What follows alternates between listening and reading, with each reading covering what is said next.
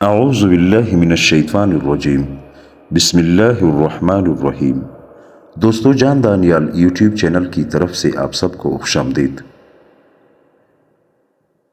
دوستو، شیطان ازل سے یعنی جب سے حضرت آدم علیہ السلام کو اللہ تعالیٰ نے پیدا فرمایا تو شیطان انسانوں کا، خاص کر مسلمانوں کا دشمن ہے۔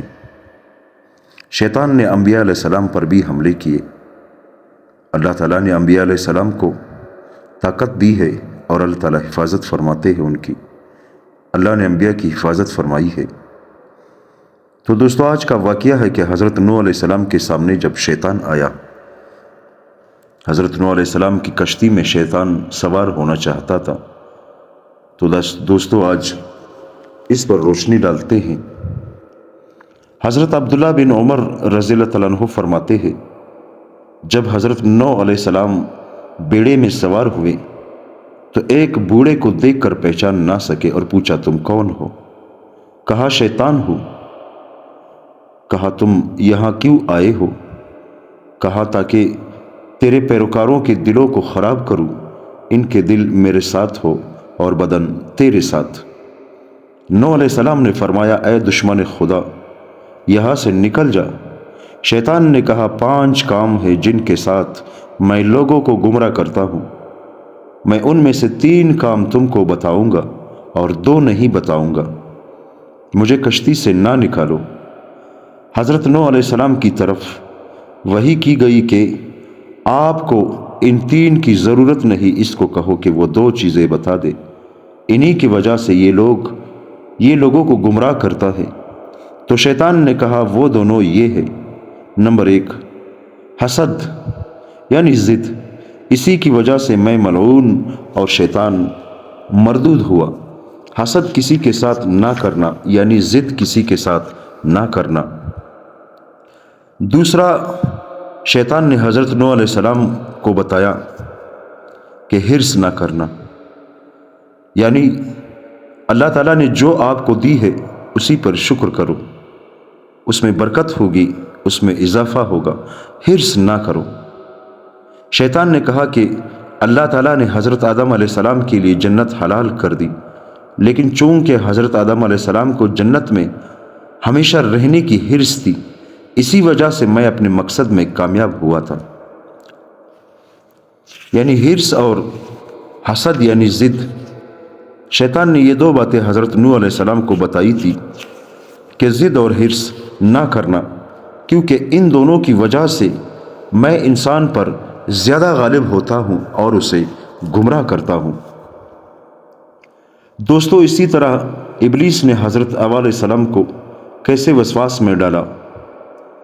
سعید بن احمد بن حضرمی رحمۃ اللہ علیہ کہتے ہیں، جب اللہ تعالیٰ نے حضرت آدم علیہ السلام و حضرت حوا کو جنت میں داخل فرمایا تو حضرت آدم علیہ السلام جنت کے سیر کو نکل گئے۔ ابلیس نے آپ کی غیر موجودگی غنیمت جانی اور وہاں پہنچ گئے جہاں حضرت حوا موجود تھی، اور ایسی بنسری بجائی کہ سننے والوں نے ایسی لذیذ من پسند کوئی شے نہ سنی ہوگی، حتیٰ کہ حضرت حوا کا جوڑ پڑکنے لگا۔ پھر شیطان نے بنسری ہٹا کر دوسری طرف سے بجایا کہ رونے اور چلانے کا ایسا محشر برپا کیا کہ سننے والوں نے ایسا کبھی نہ سنا ہوگا۔ حضرت حوا نے اس سے فرمایا،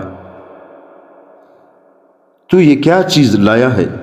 شیطان نے کہا، جنت میں تمہارا مقام اور اللہ کے نزدیک تمہاری شان دیکھ کر خوش ہوا ہوں، اور اس بات کو یاد کر کے کہ تم کو یہاں سے نکال دیا جائے گا تمہاری حق میں رویا اور غمگین ہوا ہوں۔ کیا تمہارے پروردگار نے تمہیں یہ نہیں کہا کہ جب تم اس درخت سے کھاؤ گے تو مر جاؤ گے اور اس جنت سے نکال دیے جاؤ گے؟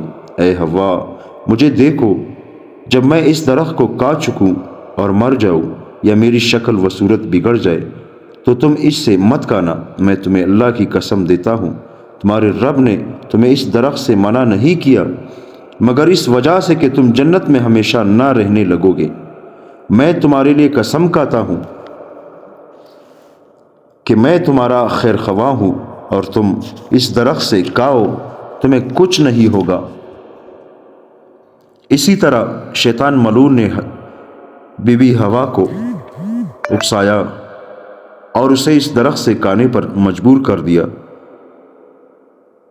دوستو، اس کے بعد یعنی ابلیس کے ہاتھ کی نحوست، حضرت سری بن یحییٰ فرماتے ہیں جب حضرت آدم علیہ السلام زمین پر اترے تھے تو ان کے ہاتھ میں گندم تھے، اور پھر ابلیس نے اپنا منحوس ہاتھ رکھا ہوا تھا، چنانچہ اس کا ہاتھ جس شے پر پڑا اس کا نفع جاتا رہا۔ دوستو، اللہ تعالی ہم سب کو ان باتوں پر عمل کرنے کی توفیق عطا فرمائے۔ شیطان ہمارا سب سے بڑا دشمن ہے۔ انبیاء علیہ السلام کو بھی شیطان نے نہیں چھوڑا تو ہمیں کہاں سے چھوڑے گا؟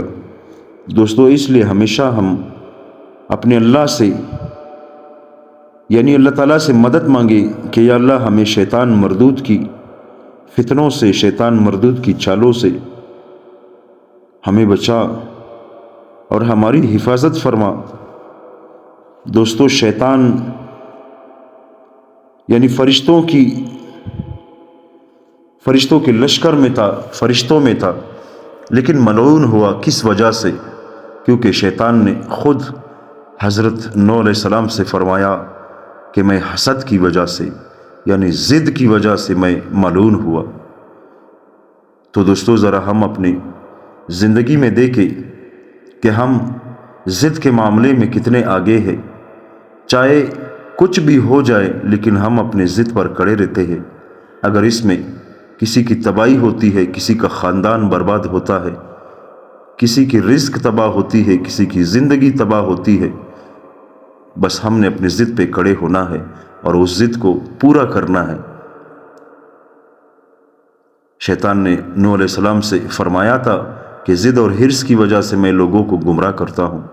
تو اسی وجہ سے دوستو ہم لوگ گمراہ ہوئے ہیں کہ ہم لوگ اپنے ضد پر کھڑے رہتے ہیں، چاہے کچھ بھی ہو جائے لیکن ہم نے اپنی ضد کو پورا کرنا ہے۔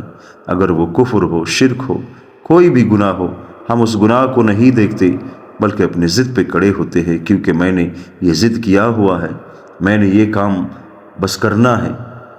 اسی وجہ سے دوستو ہم لوگ پیچھے رہ گئے ہیں۔ دوستو، اللہ تعالیٰ سے دعا کرتے ہیں کہ یا اللہ ہماری حفاظت فرما۔